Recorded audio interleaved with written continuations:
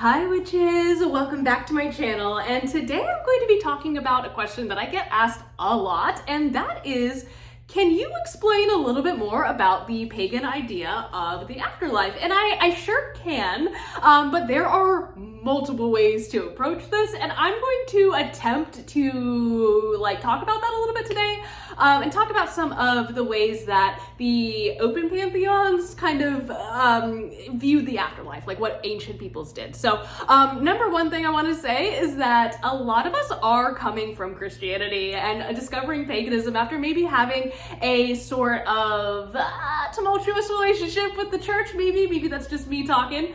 But so often we kind of see this image of heaven where we want to be, where it's angels and clouds, and then there's hell, which is where a lot of us were told we were gonna go, which is not so great. It's fire and brimstone and all of that nasty stuff. So naturally, I feel because so much of Christianity was so centered around avoiding going to hell and trying to get into heaven and doing all of these things now in this life in order to prepare for the afterlife, that sometimes we forget to enjoy ourselves in the moment. So for me personally, I get asked a lot, what do I believe happens when you die? And honestly, the answer to that is I have no earthly idea. So for context, my mother is Jewish and my dad is very Catholic. So I always kind of grew up with two opposing ideas as to what the afterlife was.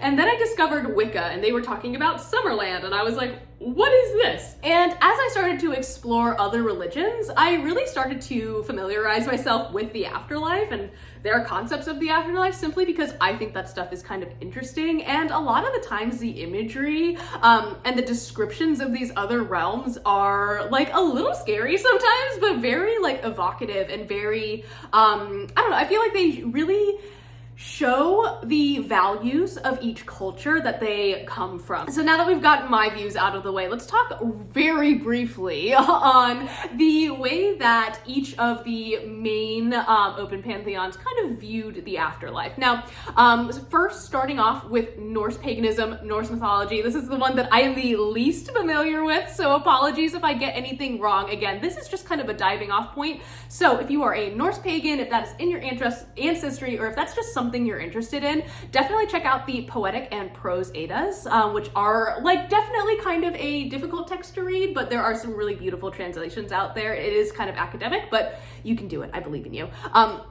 Basically, from what I could find, there were several different realms that you might end up visiting or end up having your final destination. Oh, that sounds so dark. If you are a Norse pagan or Norse practitioner, or were an ancient Norse person. So number one is hell. And I know you're wait, we just talked about Christianity and hell and all of that, but this is spelled with one L and is also the name of a goddess. I've also seen it called Helheim, which I think is just the realm of hell. But she is Loki's daughter. She's kind of seen to have a half skeleton face and a half living face. She's a very cool goddess. Her ice world, hell, is cold, dark, and it's ruled by her. She's reserved for oath breakers, murderers, and adulterers. So generally just not a super great place to go. Then you had, on the complete opposite side of things, you had Valhalla, which is a heavenly hall where warriors who died in battle would gather to fight and prepare for Ragnarok. So if that was something they enjoyed doing, it makes sense that they would want to do that and become the best warrior ever in the afterlife. Now then there is Folkvanger, which I don't know if I'm saying right, super sorry. And that is an afterlife kind of field, almost a very agrarian place that is ruled by the goddess Freya. And she, I believe, got to pick her warriors, or the people who died in battle. She got her first pick of them to have in the afterlife. And I think that's really beautiful. She's these people had a hard life. They deserve a peaceful afterlife. And Freya, amazing. Then finally, I found mention of Agerheim, which is basically those who drowned at sea, which if we're thinking of Vikings, they were on a lot of boats, pretty much all the time.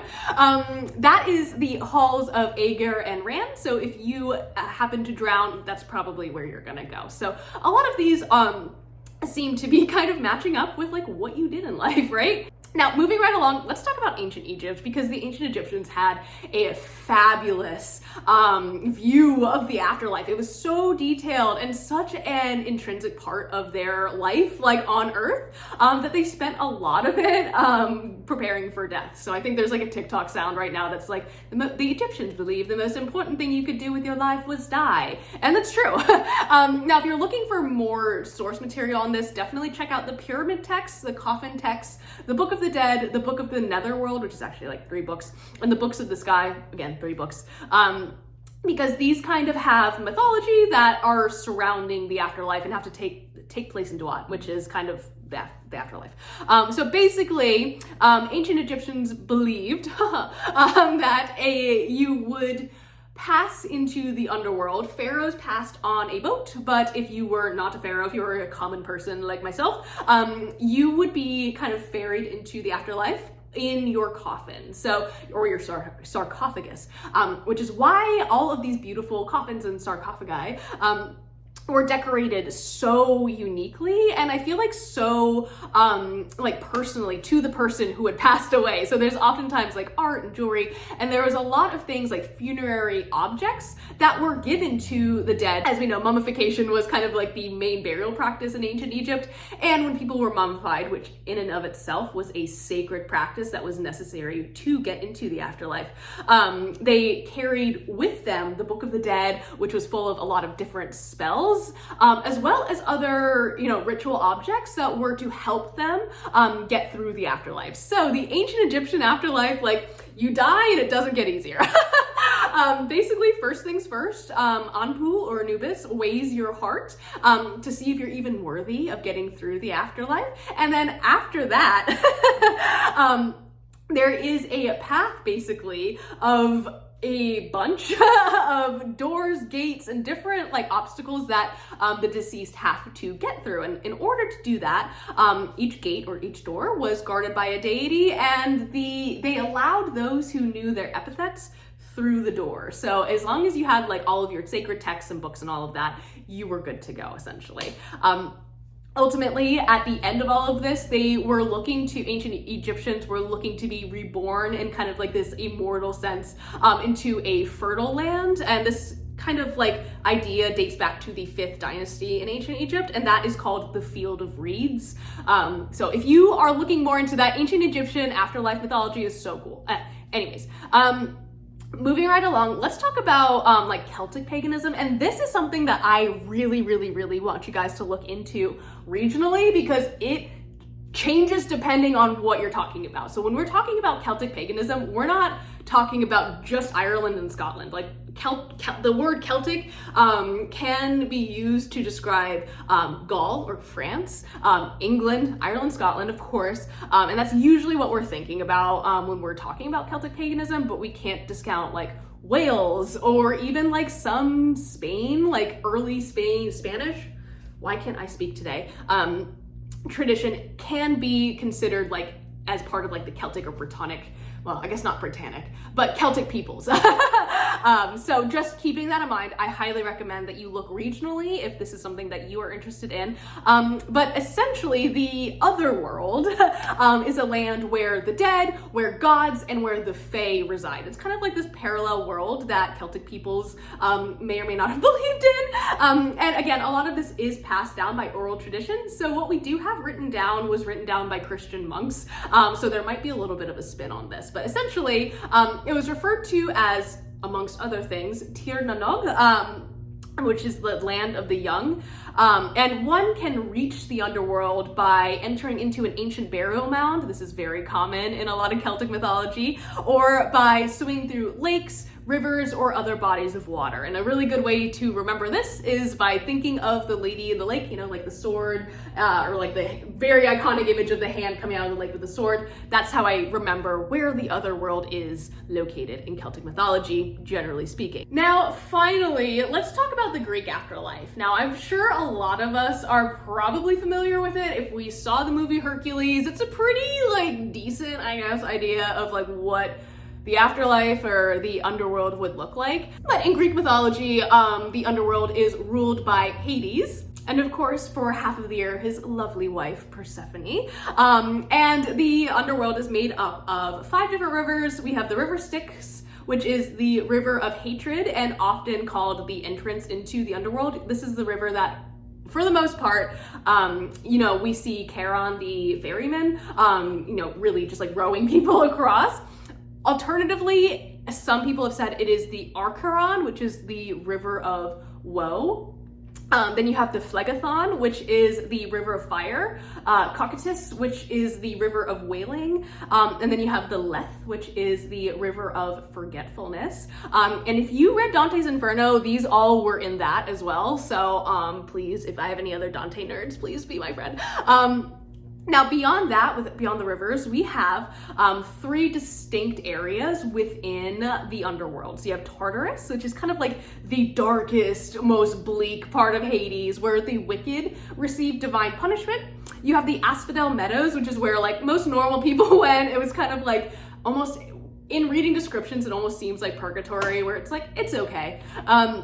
And then finally you have Elysium, or like the fields of Elysium, right? And that is a paradise for great heroes or notable or important figures like philosophers and stuff like that. And there they would live forever, completely untouched by illness or sickness. So that being said, by looking at all of the mythology, it seems like human beings as a whole are really preoccupied by staying young in death, which I completely understand.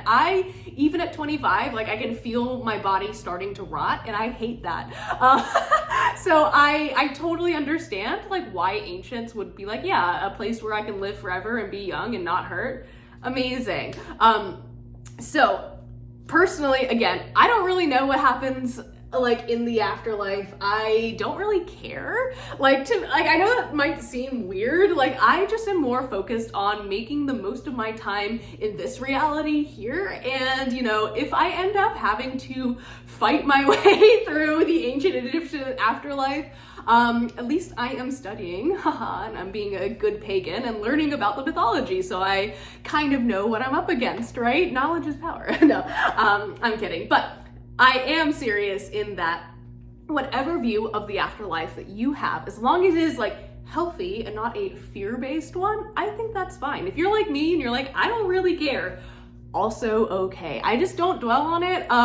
It's definitely death and dying was something that I thought of a lot, especially as I, through COVID and all of that, I definitely was like, oh my gosh, the world's ending. And it was really on my mind a lot. But more recently, I've been able to make peace with the fact that I can do nothing to stop my own death. Like, we all die, and that's kind of just like a part of life.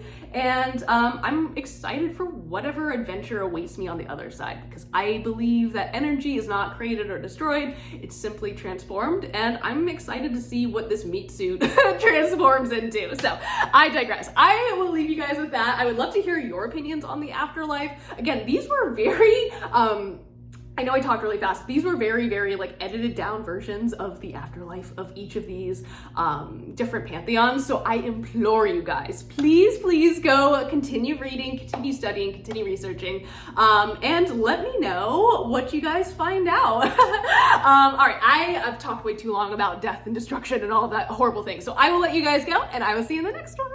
Bye.